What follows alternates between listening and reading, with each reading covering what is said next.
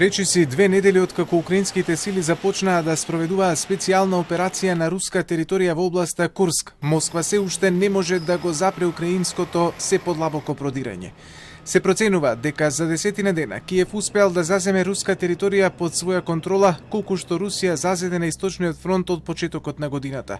Киев вели дека не е заинтересиран да окупира делови од Русија, но заземените населени места ги смета како фонд за размена.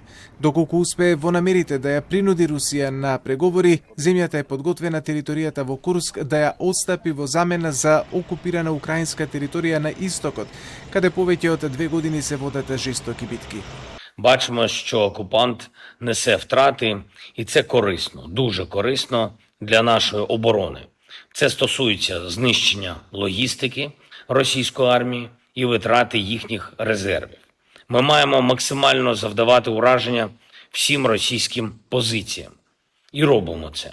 Украинските сили вчера уништија 2 важни стратешки моста на реката Сейм, со што е пресечен главниот канал за снабдување со залихи на руските сили кои делуваат во овој регион и им предстои закана да бидат заробени.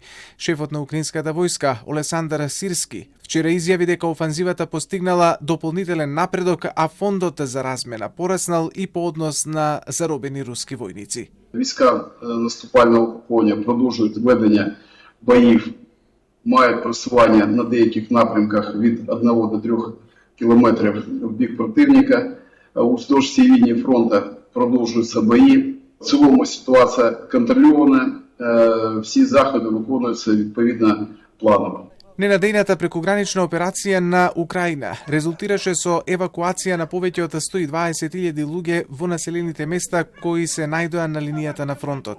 Од првите денови на упадот на Украина во Курск, земјата тврди дека, освен за земање на руска територија, многу војници покажале мал отпор и биле заробени.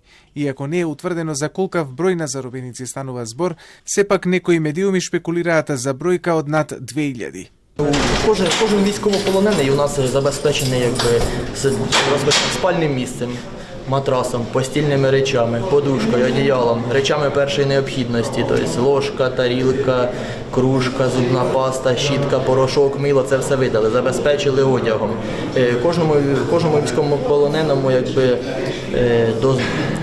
прогулянка надається кожного дня, не менше 1 години. Баня раз на тиждень проводиться. Меѓутоа, како што Украина се движи кон западна руска територија, руските сили подеднакво остваруваат придобивки на истокот на Украина.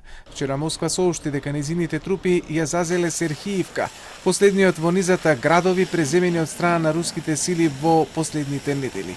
Најновите достигнувања ги приближуваат русите до градот Покровск, витален логистички центар што се наоѓа на главниот пат за снабдување на украинските војници долж источниот фронт. Дел од западните аналитичари пак сметаат дека рускиот претседател нема да прифати никакви преговори за окупираната територија и покрај амбициите на Украина и наместо тоа ќе возврати многу сурово.